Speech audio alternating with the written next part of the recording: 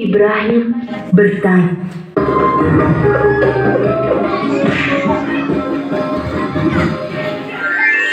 kisah Nabi Ibrahim. Nabi Ibrahim lahir dan dibesarkan di Padang Arab, daerah Irak, dan termasuk dalam wilayah kerajaan Babilonia. Pada masa itu, bangsa Babilonia menyembah banyak dewa. Ayah Ibrahim bernama Azar, seorang pembuat patung berhala. Patung-patung itu juga dijual kepada penduduk sekitar untuk menjadi sembahan mereka. Allah memberi Ibrahim pikiran yang cerdas dan kritis serta keberanian yang besar. Dia mengilhamkan pemahaman kepada Ibrahim bahwa menyembah patung-patung itu adalah kesesatan yang nyata. Ibrahim bertanya dalam hati, "Ayah, mengapa ayah menjadikan patung-patung itu sebagai Tuhan? Bukankah ayah yang membuatnya? Bukankah patung-patung itu tidak bisa mendengar doa-doa kita?" Dia berpikir keras. Siapakah sebenarnya Tuhan yang pantas dipuja, dimintai pertolongan dan perlindungan? Allah membimbing Ibrahim untuk memahami Tuhan yang sebenarnya. Mula-mula Allah memperlihatkan langit yang penuh bintang bercahaya di malam yang gelap. Ibrahim berkata, "Sungguh indah, inilah Tuhanku." Ketika pagi tiba, langit menjadi terang. Bintang-bintang itu pun menghilang. Oh, bintangnya hilang. Aku tidak suka Tuhan yang menghilang. Itu bukan Tuhan. Pada malam yang lain, Ibrahim melihat bulan terbit sangat menawan. Wah, sungguh indah. Ini dia Tuhanku. Ketika pagi tiba, bulan itu tenggelam. Ternyata yang ini juga tenggelam. Ini juga bukan Tuhan. Oh, manakah Tuhan yang sebenarnya? Kalau dia tidak memberi petunjuk kepadaku, pasti aku juga sesat seperti kaumku. Di kesempatan lain, Ibrahim melihat matahari terbit. Sinarnya terang memukau. Ini dia Tuhanku, dia yang paling besar. Tetapi di senja hari, matahari akhirnya tenggelam. Taulah dia, matahari pun bukan Tuhan. Wahai kaumku, aku tidak mau menyembah Tuhan-Tuhanmu itu. Aku ingin mengabdikan diriku pada pencipta semua ini. Dia berusaha membuka pikiran kaumnya atas kesesatan mereka selama ini. Paman, patung-patung apa ini? Mengapa semua menyembahnya? Dari dulu leluhur kita menyembah Tuhan-Tuhan ini. Iya benar, bapak-bapak kita pun menyembah semua ini. Kalau begitu, kalian dan bapak-bapak kalian salah besar. Hah? Kamu ini ngomong sungguh-sungguh atau bercanda? Sebenarnya Tuhan kita adalah pencipta langit dan bumi. Dasar anak muda ngantur. Ibrahim bersumpah dalam hati akan menghancurkan patung-patung berhala itu untuk membuktikan kesalahan mereka. Suatu hari ada perayaan keagamaan kaum Ibrahim. Setelah memberi sesaji kepada berhala, mereka pergi semuanya keluar kota.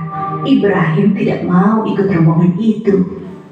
Ketika semua sudah berangkat agak lama, diam-diam Ibrahim menuju tempat pemujaan berhala yang berisi banyak patung. Dia melihat makanan sesaji untuk berhala-berhala itu masih utuh di hadapan tiap patung-patung itu. Mengapa kamu tidak makan? Mengapa kamu tidak menjawab? Ibrahim bertanya, lalu memukul patung dengan tangannya. Tentu saja, patung-patung itu tetap diam. Ibrahim mengambil kapak, lalu menghancurkan patung-patung itu. Dia hanya menyisakan sebuah patung yang paling besar dan mengalungkan kapaknya pada lehernya. Ketika kaumnya pulang dari luar kota, mereka melihat patung berhala mereka hancur. Sontak mereka berteriak, kaget, gempar seluruh kampung. Bergegas semua orang, terutama para pemuka kaum, menuju tempat pemujaan berhala. Oh, siapa yang melakukan ini pada Tuhan-Tuhan kita? Kurang ajar. Kami dengar ada anak muda yang membenci Tuhan-Tuhan kita. Ibrahim namanya. Bawa ke sini anak itu. Maka Ibrahim digiring ke hadapan para pemuka kaumnya, disaksikan halayak ramai. Apakah kamu yang menghancurkan Tuhan-Tuhan kita, Ibrahim?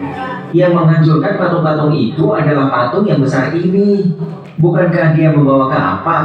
Tanya saja dia kalau bisa menjawab. Orang-orang yang mendengar jawaban Ibrahim pun tersadar merekalah yang keliru dengan menyembah patung-patung itu. Tapi kekafiran yang sudah mendarah daging membuat mereka memutar balikan kebenaran. Tentu di sini ada campur tangan setan. Kamu kan tahu, dia tidak bisa bicara, apalagi bergerak menghancurkan patung lain. Berarti kamulah yang melakukannya. Jadi, mengapa kalian menyembah patung yang tidak bisa berbuat apa-apa? Melindungi dirinya sendiri saja tidak bisa, apalagi melindungi kalian. Pemuka-pemuka kaum Ibrahim berunding untuk menghukumnya. Beberapa orang mengusulkan untuk membakar Ibrahim hidup-hidup.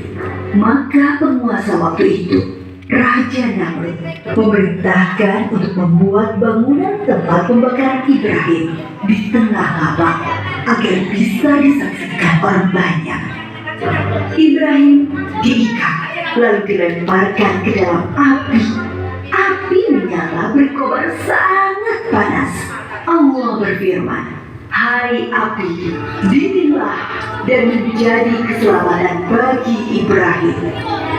Maka ketika kobaran api yang dahsyat telah padam, keluarlah Ibrahim dengan segar bugar, tidak terbakar sedikit pun.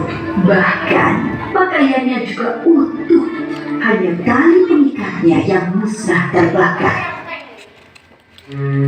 Ketika sudah diangkat oleh Allah menjadi Rasul, Nabi Ibrahim dengan giat dan sabar mendakwahkan ajaran Allah. Bangsa Babilonia waktu itu menyembah dewa-dewa.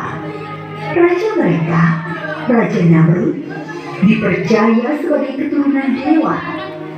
Namrud adalah seorang yang cerdas dan kuat kepemimpinannya. Semua itu membuat dia takabur dan berlaku kejam. Dia menganggap dirinya sebagai Tuhan yang harus disembah. Mendengar dakwah Nabi Ibrahim, Raja Namrud mengundang beliau ke istana. Tentu tujuannya untuk menghentikan dan menghukum Nabi Ibrahim. Kemudian Raja Namrud dan Nabi Ibrahim berdebat tentang Tuhan yang patut disembah. Siapakah yang kau anggap Tuhanmu itu, Ibrahim? Apa kekuasaannya? Tuhanku adalah yang menghidupkan dan mematikan. Aku juga menghidupkan dan mematikan. Aku menjatuhkan hukuman pada orang-orang dan aku berkuasa untuk mengampuni dan membiarkan mereka hidup. Allah menerbitkan matahari dari timur. Kalau kau juga Tuhan, terbitkanlah matahari dari barat. Raja Namrud tercengang dan terdiam mendengar jawaban Nabi Ibrahim. Dia kebingungan bagaimana menjawab tantangan Nabi Ibrahim. Demikianlah Nabi Ibrahim berdakwah dengan membuka akal pikiran manusia tentang Tuhan seluruh alam, yang menunjukkan maha kuasanya Allah. Setelah Nabi Ibrahim diangkat menjadi Rasul, yaitu ketika beliau bermunajat kepada Allah. Ya Rabbi, perlihatkanlah pada hamba bagaimana engkau menghidupkan yang mati. Allah Subhanahu wa Ta'ala berfirman, "Belum percayakah engkau pada kekuasaanku?" Hamba percaya, tapi hamba ingin hati hamba yakin. Kemudian Allah Subhanahu wa Ta'ala berfirman, "Ambillah 4 ekor burung, lalu potong-potonglah mereka lalu lemparkan di atas tiap satu bukit satu bagian. Kemudian panggillah mereka, pasti mereka akan datang kepadamu dengan segera. Nabi Ibrahim melakukan yang diperintahkan Allah, maka keimanannya bertambah mantap kepada bapaknya. Nabi Ibrahim tidak putus asa mengajak meninggalkan penyembahan berhala. Wahai ayahku,